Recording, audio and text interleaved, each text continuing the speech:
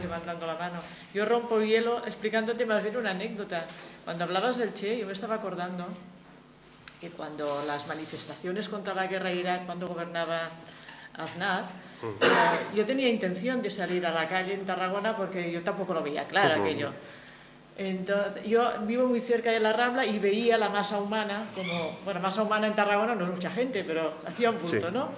Pero entonces, ¿qué pasó? Que empecé a ver pancartas con el Che Guevara, pero no una que dices, mira, los estudiantes de tal, es que en un grupo a lo mejor de 500 personas, a lo mejor vi 14. Entonces, en aquel momento decidí que yo allá no bajaba, ¿sabes? Entonces, en este país está pasando esto, o en muchas partes también, ¿no? Hay gente que ya no puede estar bajo un paraguas, ni un lado u otro. Entonces, ¿qué tipo de gente es esa? A ver, ¿cómo podías explicarlo tú? Bueno, ¿qué tipo de gente es? ¿Quién? ¿La que desfila con el esto del Che Guevara? ¿O los que se han quedado sin protección? Bueno, pues me resulta relativamente fácil describirlo porque es un grupo en el que me siento incluido. Tengo que decir, y no me duelen prendas, que yo tengo un hijo que tuve allá cuando era muy joven, y al que le puse de nombre Ernesto, precisamente en recuerdo del Che Guevara. Sí, porque todas estas cosas que he descrito en la ponencia, en la conferencia, como queréis llamarlo, tienen algo que ver con algo muy vivido por mí, vivido de manera bastante traumatizante, ¿no? El descubrir hasta qué punto es uno capaz de equivocarse cuando se deja llevar, pues por eso, por las creencias, por no contrastar lo que son creencias y en última instancia prejuicios con las realidades, con los hechos, por haberte prefabricado una idea, pues en este caso sobre la Revolución Cubana, absolutamente idílica, ponderando más los sintagmas y las declaraciones de buenas intenciones que los hechos, ¿no? Y en este caso, lo del hombre nuevo para mí era una cosa que cuando yo tenía 20 años me parecía una cosa guay del Paraguay, vamos, o sea, no era solo cuando vas viendo poco a poco y en los años 70, en el año 78, se produjo, me parece, lo del fenómeno de los Marielitos, ¿no? Que entonces, en un momento dado, con una de esas habilidosas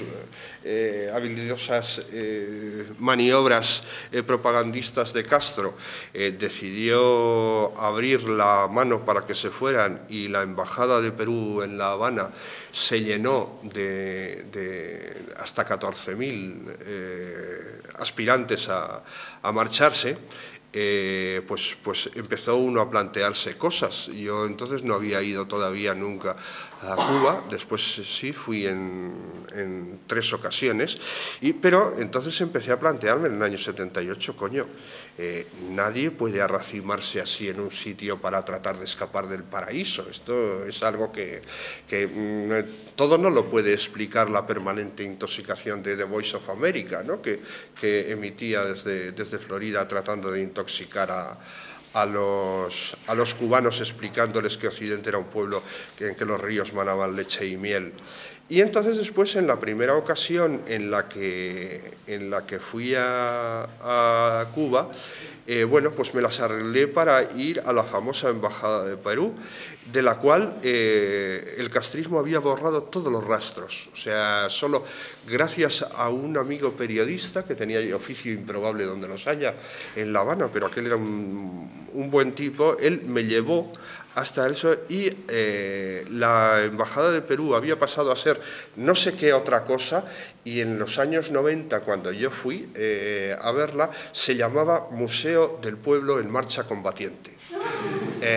Y claro, ver aquello era una cosa que encogía el ánimo, porque era pues una casita pequeña, no sé, una vivienda, un chalecito, vamos, sin muchas pretensiones, y rodeado por una extensión de tierra francamente pequeña. Yo digo, 14.000 personas aquí, ¿no? O sea, es que no sé cómo podrían caber de pie, era una cosa terrorífica, ¿no? Entonces, claro, todo esto cuando vas mirando la superchería, la mentira, claro, contra el franquismo vinimos vacunados de manera natural, era lo que había, y nuestra actitud crítica, que yo creo que siempre estuvo en el fondo, se aplicaba en criticar lo que teníamos delante, pero necesitábamos una necesidad de acogernos a sagrado, de dotarnos de un una bandera que fuera...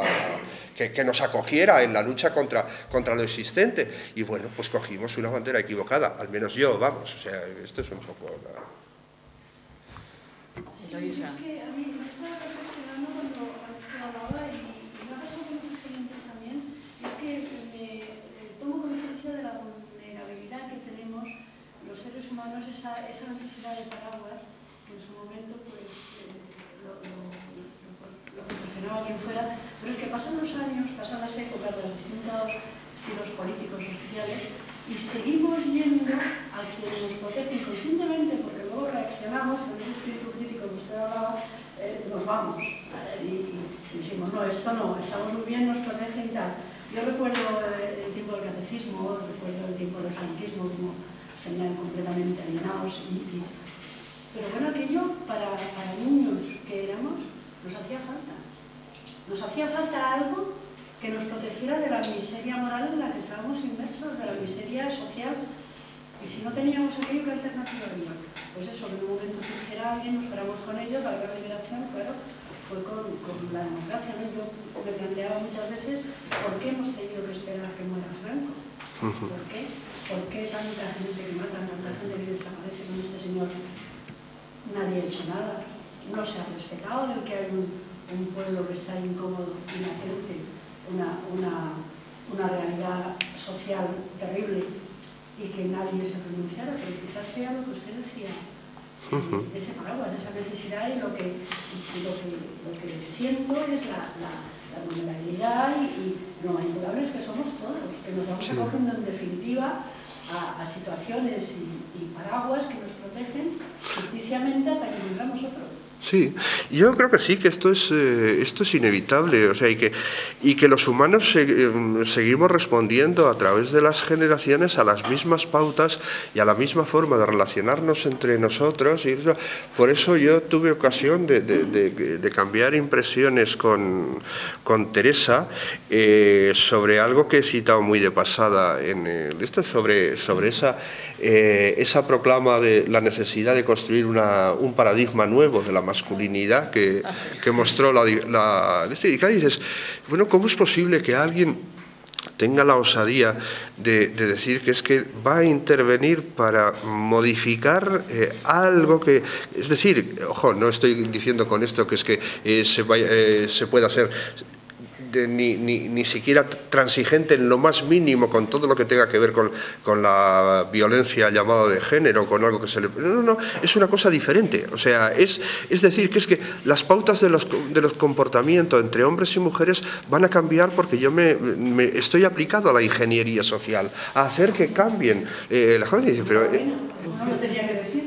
Esto, claro, pero esto solo se puede hacer desde la adolescencia. Yo creo que todos los que tenemos hijos hemos visto cómo han ido creciendo y hemos visto que de la misma manera que nosotros cuando teníamos su edad adolescente no creíamos que tuviéramos que aprender nada de las experiencias de nuestros mayores, nosotros nos sentíamos adanistas, o sea, inauguradores de la vida. Nadie había vivido las cosas como las habíamos vivido con nosotros, nadie se había enamorado con tanta intensidad, nadie había sufrido tanto por la decepción de que aquella chica de las trenzas o aquel chico del mechón de pelo no correspondía a tus amores. Y claro, dices, pues debe ser así desde Adán y Eva, pero es igual, o sea, los que nos suceden siguen creyendo que sus descubrimientos, su incorporación a la vida es nueva, son ellos los que la inauguran. Y probablemente esta es uno de los reproches que más frecuentemente se han venido haciendo a este gobierno, ¿no? El de adanismo, o sea, el de que creen que son ellos los que inauguran. Es más, que la historia tiene como función ser gobernada por ellos en el momento presente. ¿Alguna pregunta? Eva.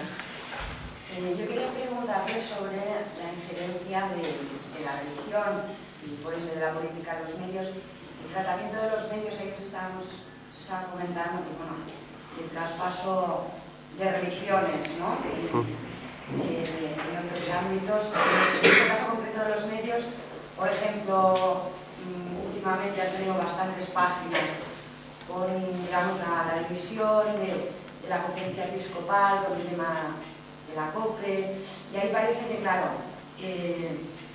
estamos sometidos, entre comillas, a lo que es la tutela informativa de los medios con referencia a esto. ¿Usted cómo lo ve desde su óptica?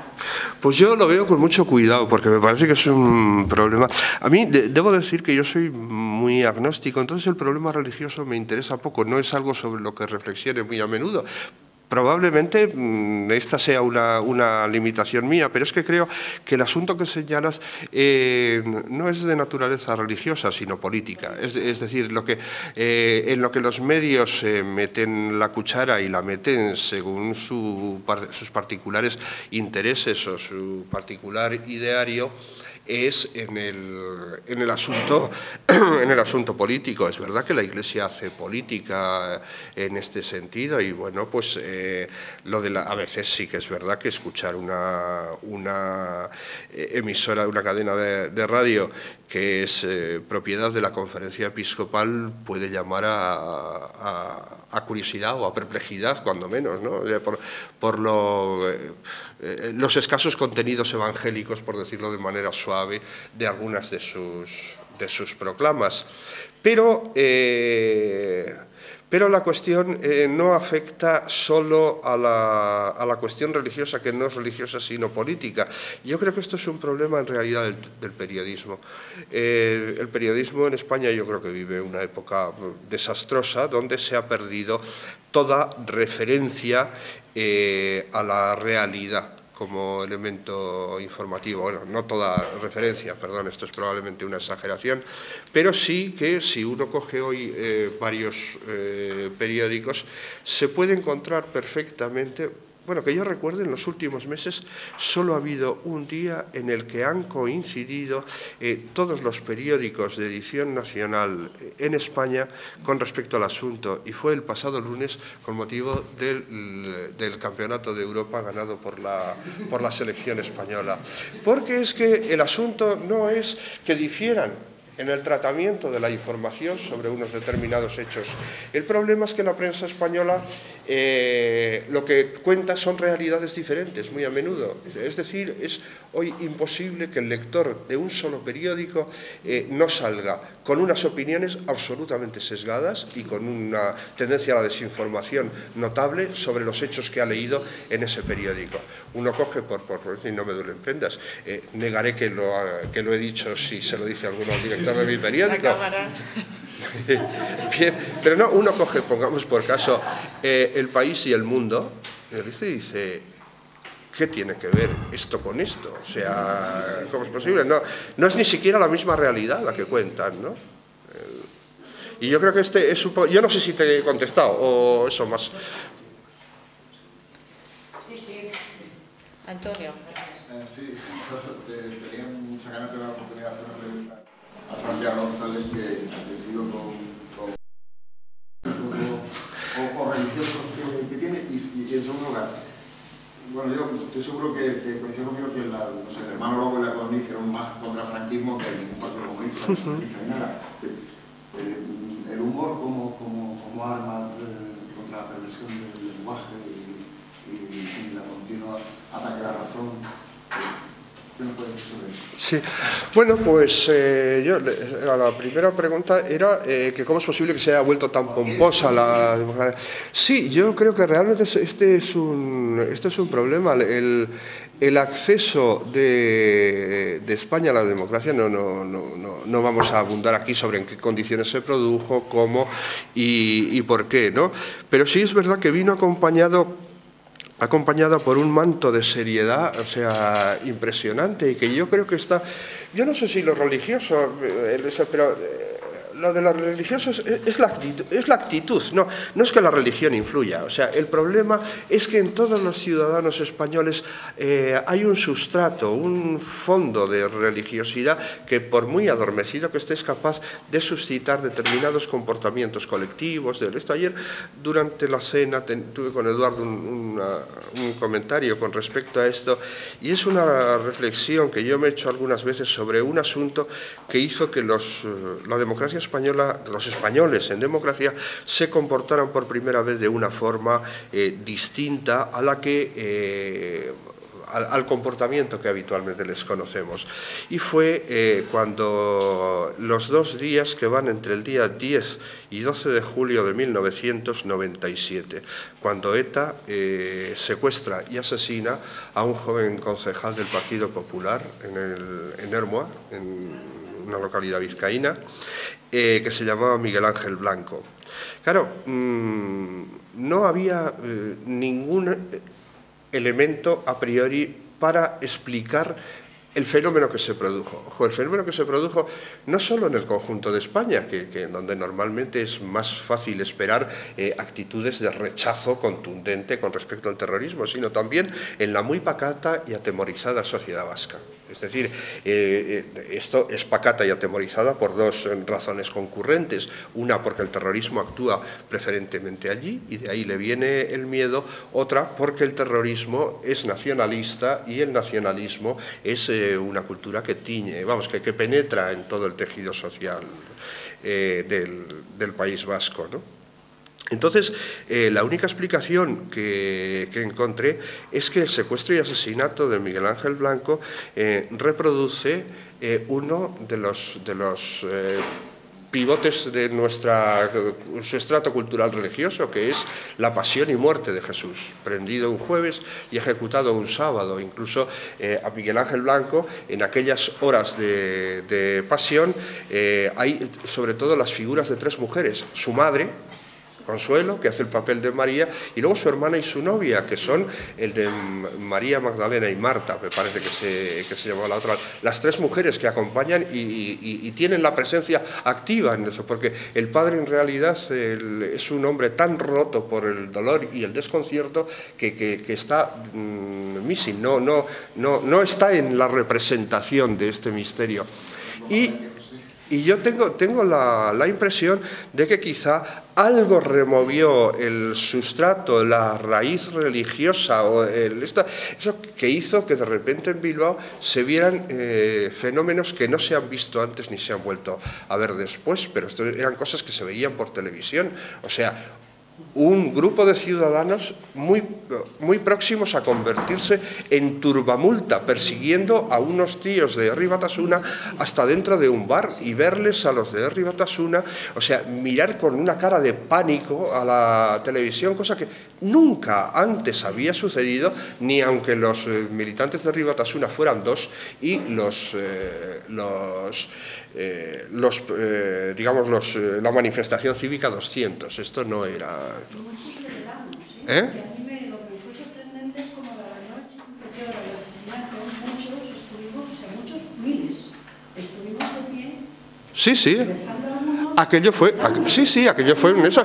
Aquello que hicieron los jóvenes de Ermua, de aquella velada con las velas y aquello tenía todo lo de la liturgia religiosa, y esa es la explicación por lo cual el llamado espíritu de Ermua es ya hoy algo que ha pasado al olvido, no es, y se han cometido antes y después crímenes, bueno, no sé si procede a decir crímenes más execrables, no, pero quiero decir crímenes en los que la concurrencia de factores de horror podrían haber suscitado un sentimiento de rechazo más intenso o de piedad más acusada entre los ciudadanos, ¿no?